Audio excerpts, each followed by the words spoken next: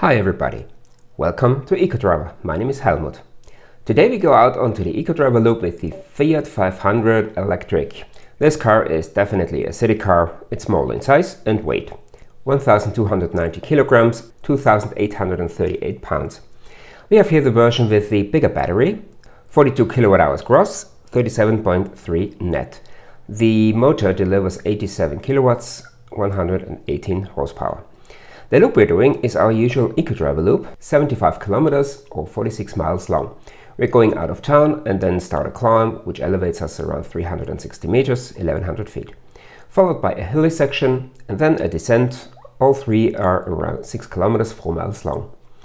19 kilometers, 12 miles of open road through some villages and towns, 17 kilometers, 11 miles of motorway, and 18 kilometers, 11 miles of city traffic conclude our trip. After every section, we look at the sectoral and overall consumption, and at the end, we analyze the whole trip. I'm really looking forward to the city section, as this is the natural habitat of this car. The cameras will be on all the time. This is to show and prove that there is no need to go extra slow and therefore be an obstacle to other road users in order to get a low consumption and a good range. This car has 3 drive modes: normal, range and Sherpa. Sherpa is kind of like the last hope if you want to make it to the next charging point and are in danger of running out of juice. Driving power and AC is reduced to squeeze the last bit of energy out to make it. Range is the mode where when you lift your foot off the accelerator pedal, the car regens quite strongly and therefore brakes. Why this is called range mode then, I don't know, as recuperating a lot means higher consumption overall and therefore the range is reduced. So we stay in normal, where the car regens a little bit when the foot is lifted, but this should give us the best consumption. Talking about regen, there is another video I've done with this car, which is the mountain consumption and regeneration test, where I tried to find out about the real-life regen rate of the 500e. I have put the link in the description box below, and you'll also find it at the end of the video. And now, enjoy the trip.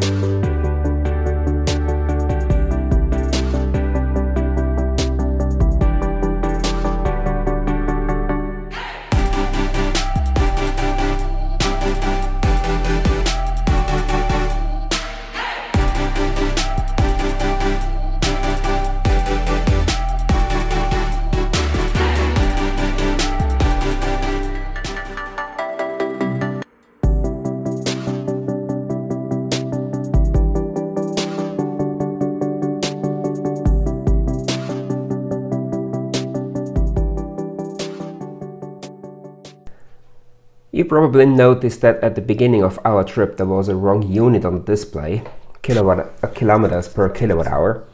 I didn't notice that at first as the camera is just in front of it, and as I only drove this car 3 kilometers from the dealer to my place where I started taping of the trip, I just didn't see it.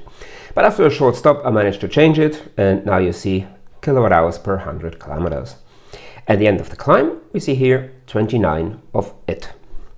As I said before, this car regens a little bit when the foot is lifted off the accelerator pedal, and I prefer an EV to coast as much as possible, as this is the most efficient way of driving. So it is a bit of an effort in this car to coast, as I have to try to keep the pedal a little bit pressed.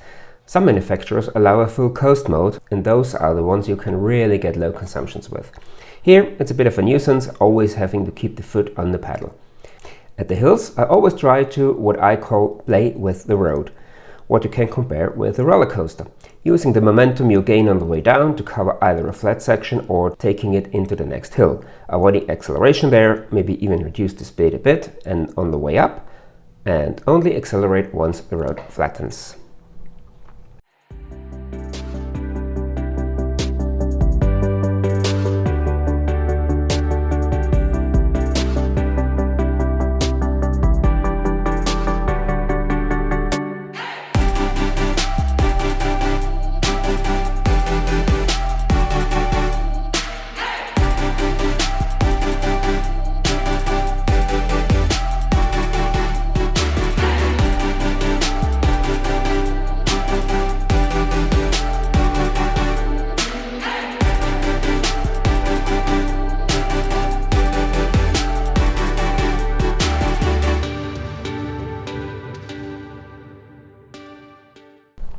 20.3 kWh per 100 kilometers. That looks promising so far. Remember, we are around 400 meters or 1200 feet above starting level. On the way down, of course, I try to go as efficient as possible, and often we see on this section other drivers, or shall I better say car movers, who are slow but really inefficient, as they don't understand basic principles of physics, using the momentum to get into the flatter sections, accelerating hard on the way down, and soon after braking because they're getting too fast, and so on. One thing to keep in mind with EVs, with not so strong electric motors, like we have here with 87 kilowatts, you also have restricted electric braking power. Normally, it's around 80% of the power you have in drive mode. When braking too hard, you exceed this power and the friction brakes are used, ergo, you don't regen as much as possible. You can see this on the gauge on the far right. If it hits the bottom when braking, the engine is at its limit producing energy. So what I try to do is to drive in a way to avoid that. We have 2 hairpin turns, so I have to start braking a bit earlier to avoid too hard braking.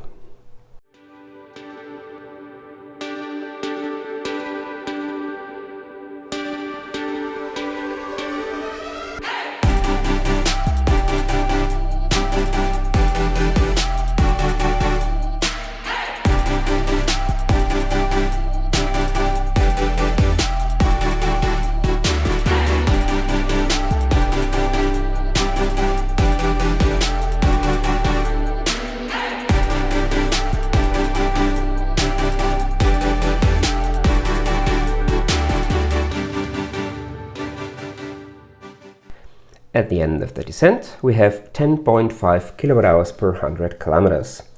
This is already a good indication of where we will end up with the consumption, as we are now back on starting altitude.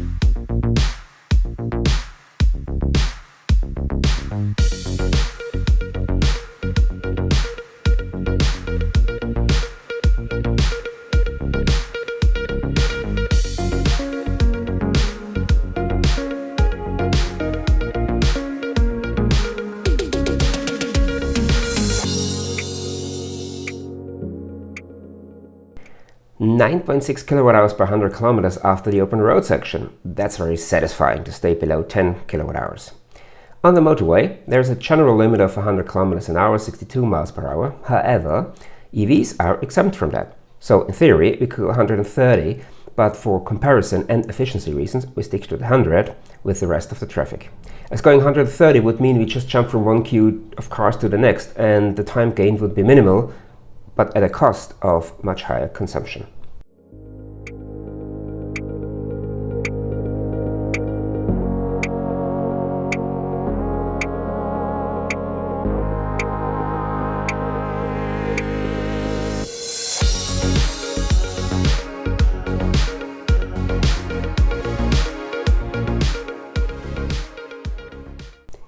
At the end of the motorway, we have 11.3 kWh per 100 kilometers. As expected, consumption went up significantly on the motorway, as this car is not really aerodynamically made for higher speeds. As I said at the beginning, it's a car for the city, and this is where I'm coming to now, and where this car has its strength. In the city, it's important to keep the car in motion, as braking is always a waste of energy, even in an EV, as you only recuperate less than 50% of what you have invested in the first place.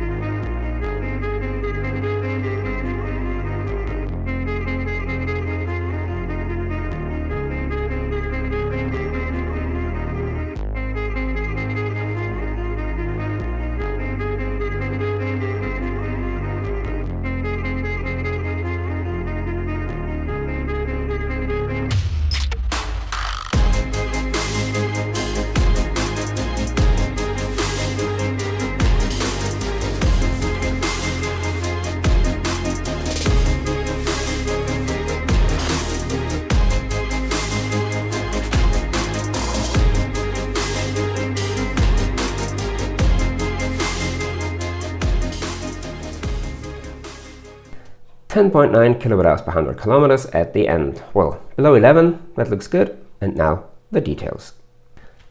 So let's have a quick look at the details of our trip with the Fiat 500 electric. You see here the sectoral and overall consumption. Below 10 in the city and on the open road. If we compare this with other cars tested, we see that the 9.7 in the city is good, but considering that we had 9.0 with the Kona, which is almost half a ton heavier, that shows that the efficiency is not the very best. In this table, you see, firstly, there are some blank lines, and those are the cars I have already tested for my German channel, and slowly they will be translated to English, and then these lines will be filled. The cars are in order of the weight-specific consumption. That's the column on the far right. That's kilowatt hours per 100 kilometers per 100 kilograms of weight. And we see that the Fiat 500 is more towards the bottom, which also indicates the average efficiency of this car. But overall, you can drive it below 10. Given the weight, it's not the most efficient, but I still think this is okay. You see here that on the way up, the weight-specific consumption is rather high, which, as I said, gives us an indication of the mediocre efficiency. But on the way down, we are amongst the better ones with the Fiat 500, which means that you can regenerate a lot of energy. But as I said during the video, you have to be careful not to exceed the relatively restricted amount of power this vehicle has with its 87 kilowatts. Overall, yes, it's towards the bottom, but you see other cars, heavier ones like the Mustang, or even much lighter ones like the Dacia. They are around this, so yeah, it's it's not too bad. And if you drive this car mainly in city traffic or avoid the motorway, then I think it should be okay, and you have a good and efficient car at your hand. If you want to see more of the Fiat 500, you can click here. I have done a video about the mounting consumption and a regen test. Down here you can find the playlist with all the consumption tests I have done with EVs on the Ecodriver loop, and if you're generally interested in this topic and what I'm doing, feel free to subscribe to this channel, and if you hit the notification bell, you won't miss any new video. That's it for the Fiat 500 Electric. Thanks for watching, take care, see you next time.